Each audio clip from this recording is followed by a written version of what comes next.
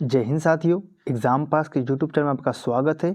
आशा करता हूँ आप सभी अच्छे होंगे और रिवीजन कर रहे होंगे। ठीक है, तो अब जान लीजिए कि आपका जो नया साल है अब 1 से 2 दिनों में स्टार्ट होने वाला है। ठीक है, तो अब देखिए कि आपके पास बहुत कम समय रह गए हैं, क्योंकि बिहार दरोगा का फॉर्म जो है अब बस आपको जनवरी में देखने को मिलेगा। ठीक है, तो आप समझिए कि आपको जनवरी में इसका फॉर्म आ जाएगा, तो जनवरी पूरा, फरवरी पूरा और मार्च, लगभग मार्च या अप्रैल के बीच में, यानी कि आप यहाँ मान के चलिए कि मार्च लास्ट में आपका एग्ज़ाम होने की पूरी संभावना है। ठीक है, जैसे ही फॉर्म आएगा आपको 15 या 20 दिन दिया जाएगा फॉर्म भरने के लिए। उसके बाद ठीक 1 महीने बाद या सवा महीने बाद आपका एग्ज़ाम ले लिया जाएगा। यानी कि आप मान के चलिए कि आपका एग्ज़ाम जो है मार्च में या अप्रैल के पहले हो जाएगा। यानी कि आपके पास मान के चलिए 90 दिन का समय है। तो आप डेली टेस्ट सीरीज लगाइए, जो मैं बताता हूँ आपको यूट्यूब पे, ये वाला ज्ञान बिंदु जीएस एकेडमी का डेली टेस्ट सीरीज 50 क्वेश्चन का। आप इसे देखिए, इससे आपको काफ़ी फ़ायदा होगा, आप इसे करके देखिए। ठीक है, तो चलिए उसी क्रम में हम आज का अगला वीडियो देखेंगे। और आज का चैप्टर कौन सा है, तो आपका होगा आज सोशल साइंस। ठीक है, डेली अलग अलग प्रकार के आपको क्वेश्चन देखने को मिलते हैं, कभी सोशल साइंस, कभी साइंस एंड टेक, कभी करंट अफेयर्स। ठीक है, तो आपका डेली रिवीजन भी हो जाएगा और आपका बहुत सारे क्वेश्चन ऐसे होते हैं जो रिपीट होते हैं, तो वो भी आपके लिए काफ़ी लाभदायक होगा। तो चलिए शुरू करते हैं इसी क्रम में। पहला क्वेश्चन दिया गया है, प्रार्थना समाज के संबंध में नीचे दिए गए कथनों पर विचार कीजिए और बताएं कि कौन सा कथन इसमें सत्य दिया गया है। आंसर हो जाएगा सी, यानी कि पहला, दूसरा और तीसरा। क्या, किसके बारे में? प्रार्थना समाज के बारे में। क्या है, तो यह ब्रह्म समाज से बहुत प्रभावित था, सही है। और इसने एक ईश्वर की पूजा का प्रचार किया, सही है। और तेलुगु सुधारक यानी कि वीरेशलिंगम ने इसका प्रसार दक्षिण भारत में किया था। किसने? वीरेशलिंगम ने। आगे देखते हैं क्वेश्चन नंबर आपका 2 दिया गया है, 1896 में विवेकानंद ने रामकृष्ण मिशन की स्थापना की, जिसका प्रमुख उद्देश्य क्या था? आंसर हो जाएगा बी, यानी कि सामाजिक कल्याण तथा समाज की सेवा। आपका बी आंसर सही हो जाएगा। तीसरा नंबर क्वेश्चन देखते हैं, निम्नलिखित में से किस राजनेता ने परंपरागत धार्मिक उत्सव का उपयोग राष्ट्रवादी विचारों के प्रचार प्रसार के लिए किया था? आंसर हो जाएगा बी, यानी कि बाल गंगाधर तिलक। आगे देखते हैं क्वेश्चन नंबर आपका 4, नीचे दिए गए घटनाओं को उनके क्रमों के अनुसार बताना है।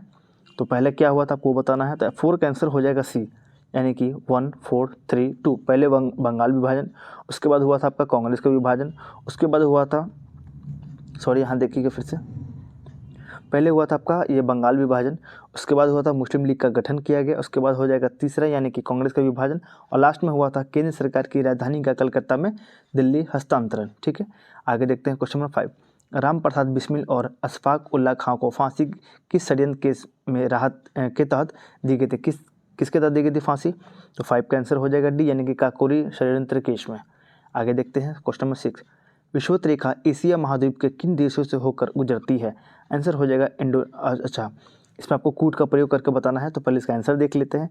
आंसर दिया गया है ए। यहाँ देख लीजिए ए में कौन कौन से ऑप्शन दिए गए हैं। ए में हो जाएगा 1 और 2, यानी कि इंडोनेशिया और मालदीव आपका आंसर हो जाएंगे, इंडोनेशिया और मालदीव। आगे देखते हैं क्वेश्चन नंबर 7 दिया गया है, कालीमतान द्वीप एशिया महाद्वीप के किस भाग में स्थित है? तो 7 का आंसर हो जाएगा ए, यानी कि दक्षिण पूर्व एशिया। कहाँ पे है? दक्षिण पूर्व एशिया में। क्वेश्चन नंबर 8 है, श्रीलंका की जलवायु के संदर्भ में निम्नलिखित में से कौन सा कथन सही है? आंसर हो जाएगा केवल एक, यानी कि यह उष्ण एवं आर्द्र जलवायु में पाई जाती है, सही है। आगे देखते हैं क्वेश्चन नंबर 9, निम्नलिखित में से कौन सा कथन सही नहीं है? तो 9 के बारे में पूछा गया। आंसर हो जाएगा सी, यानी कि कोलंबो एक समुद्री पतन है जो कि श्रीलंका के पूर्वी तट पर स्थित है। ये आपका गलत दिया गया है, बाकी सही उसे देख लीजिए। दिया गया है, पाक जल संधि एवं मन्नार की खाड़ी श्रीलंका को भारत से अलग करती है, सही है। आगे है, महावेली गंगा श्रीलंका की सबसे लंबी नदी है। क्या नाम है इसका? महावेली। आगे देखते हैं डी वाला, श्रीलंका का कैंडी नगर बौद्ध मंदिरों के लिए प्रसिद्ध है। कौन सा है? तो कैंडी नगर।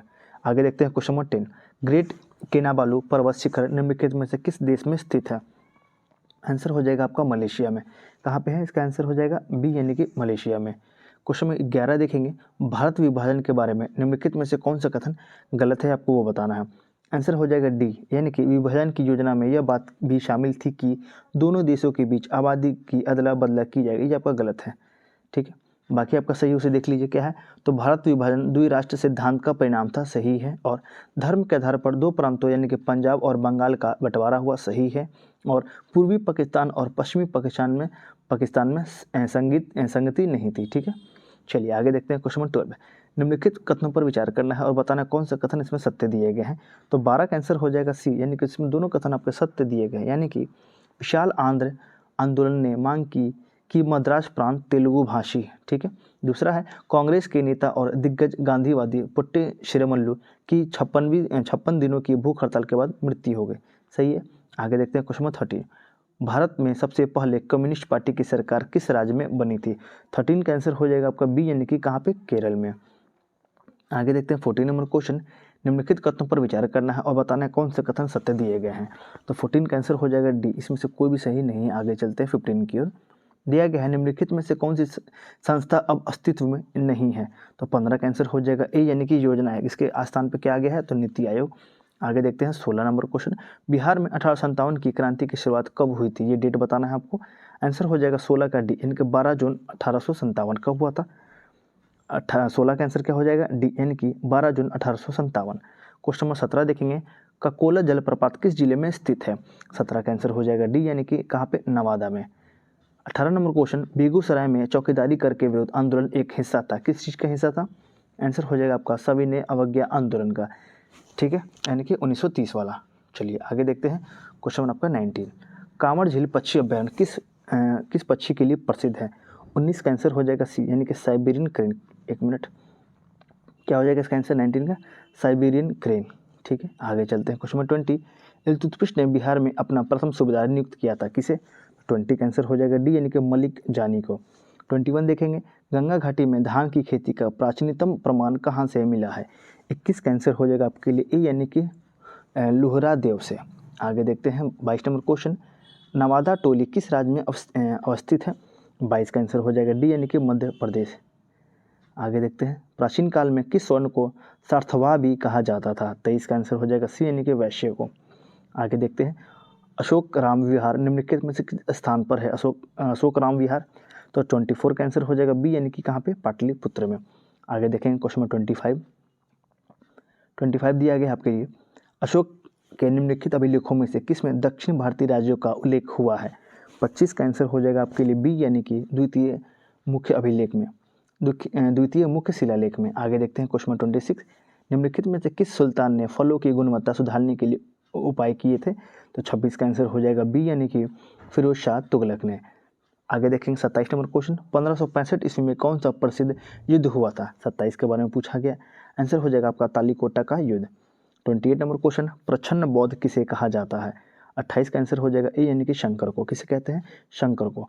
29 नंबर क्वेश्चन है, किस मुगल सम्राट के काल में अंग्रेजी ईस्ट इंडिया कंपनी ने भारत में अपना सर्वप्रथम कारखाना स्थापित किया था? आंसर हो जाएगा आपका जहांगीर के काल में। आगे है, कंधार के निकल जाने से मुगल साम्राज्य को एक बड़ा धक्का पहुंचा। 30 का आंसर हो जाएगा आपके लिए डी, यानी कि सामरिक महत्व के केंद्र के दृष्टिकोण से, यानी कि आपका डी आंसर सही हो जाएगा। 31 है, निम्नलिखित में से कौन से एक भारतीय राज्य वृहत्तम संख्या में राज्यों की सीमाओं से लगा है? 31 का आंसर हो जाएगा डी, यानी कि असम। आगे देखेंगे, अंडमान और निकोबार द्वीपों की आदिवासी जनसंख्या क्या हो जाएगा इसका आंसर? आंसर हो जाएगा 32 का डी, यानी कि काकेशस जाति की है, ठीक है। आगे देखेंगे 33, बिल्मा नृत्य किस जनजाति द्वारा किया जाता है? ये जो नृत्य है बिल्मा नृत्य किसके द्वारा किया जाता है? आंसर हो जाएगा बैगा के द्वारा, बैगा। क्वेश्चन नंबर 34 देखेंगे, 2011 की जनगणना के अनुसार निम्नलिखित में से किस राज्य में महिला साक्षरता दर सर्वाधिक थी? तो 34 का आंसर हो जाएगा ए, यानी कि मिजोरम।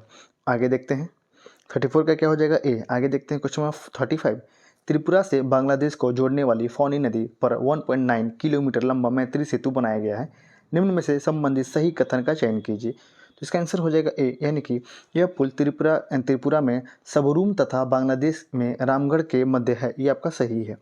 आगे देखते हैं क्वेश्चन नंबर 36 दिया गया है, भारतीय रेलवे के संबंध में निम्नलिखित में से कौन सा कथन सही नहीं है? तो 36 का आंसर हो जाएगा डी, यानी कि वर्तमान में भारत के पास विश्व का सबसे बड़ा रेलवे नेटवर्क है, ये आपका गलत है। आगे देखते हैं 37 नंबर क्वेश्चन, निम्नलिखित में से कौन सा युग्म सुमेलित नहीं है? तो 37 का आंसर हो जाएगा बी, यानी कि नागपट्टिनम आंध्र प्रदेश, ये आपका गलत दिया गया, बाकी आपका सही है। कोयली हो जाएगा गुजरात, नुमालीगढ़ हो जाएगा असम और मनाली हो जाएगा आपका तमिलनाडु। आगे देखेंगे क्वेश्चन नंबर 38 दिया गया है, रेणुकूट स्थित एल्यूमिनियम की फैक्ट्री हिंडाल्को का वहाँ स्थित होने का मूल कारण क्या है? तो 38 का आंसर हो जाएगा बी, यानी कि बिजली की प्रचुर आपूर्ति, ठीक है। आगे देखते हैं 39 नंबर क्वेश्चन दिया गया है, सुमेलित करना है आपको। तो 39 का आंसर हो जाएगा यहाँ पे सी, यानी कि ए का क्या हो जाएगा, यहाँ पे पहले आंसर देख लीजिए, ए का हो जाएगा 2, यानी कि हीराकुंड परियोजना किससे है, तो उड़ीसा में है। आगे देखेंगे हल्दिया रिफाइनरी कहाँ पे है आपका, तो 1 हो जाएगा, यानी कि पश्चिम बंगाल। तारापुर परमाणु केंद्र कहाँ है, तो आपका हो जाएगा महाराष्ट्र। और केंद्रामुख पहाड़ी कहाँ पे है, तो आपका हो जाएगा आंसर कर्नाटक। 40 देखेंगे, कौन सा मसाला भारत के काला सोना के रूप में जाना जाता है। 40 इसका आंसर आप सभी को पता होना चाहिए और आपको पता भी है भी, तो इसका आंसर हो जाएगा आपका काली मिर्च। 41 नंबर क्वेश्चन है आपका, भारतीय गणराज्य के संविधान का कौन सा अनुच्छेद व्यक्ति की प्राण एवं दैहिक स्वतंत्रता के संरक्षण से संबंधित है। 41 का आंसर हो जाएगा आपका आर्टिकल 21। 42 है, राज्य के नीति निर्देशक तत्व एक ऐसा चेक है जो बैंक की सुविधानुसार अदा किया जाता है, ये किसने कहा था। 42 का आंसर हो जाएगा डी, यानी कि के.टी. शाह ने। किसने, के.टी. शाह ने। आगे देखते हैं क्वेश्चन नंबर 43 देखते हैं। क्वेश्चन नंबर आपका यहाँ पे दिया गया है, भारत सरकार का कौन सा मंत्रालय भारत की विदेश व्यापार नीति से संबंधित है। तो 43 यहाँ पे देखेंगे, आंसर हो जाएगा आपका वाणिज्य एवं उद्योग मंत्रालय। 44 नंबर क्वेश्चन है, भारतीय संसद की लोक लेखा समिति समीक्षा करती है किस चीज़ की, तो आंसर हो जाएगा ए, यानी कि नियंत्रक एवं महालेखा परीक्षक के प्रतिवेदन की।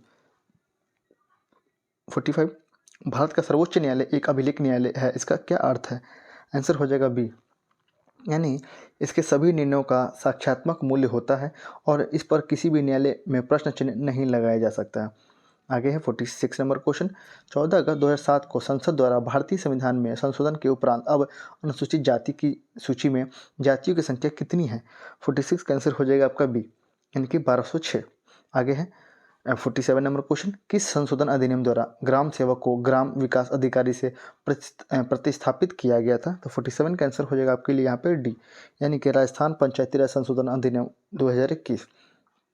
48 नंबर क्वेश्चन, लोक निधि का अभिभावक किसे कहा जाता है, आंसर हो जाएगा आपके लिए बी, यानी कि नियंत्रक एवं महालेखा परीक्षक को।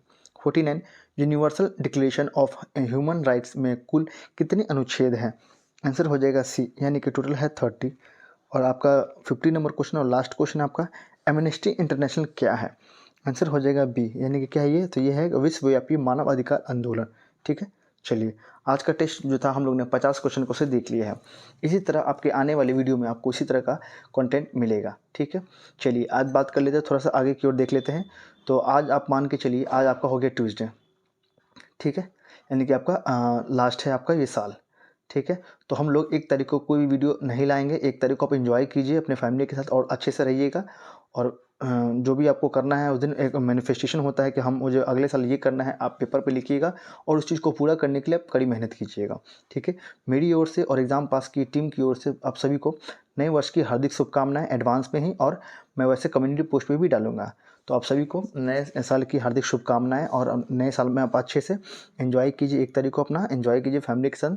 बाकी आपको जो करना है अच्छे से कीजिएगा, लेकिन सेफ रहिएगा और रिवीजन करते रहिएगा। ठीक है, तब तक के लिए धन्यवाद।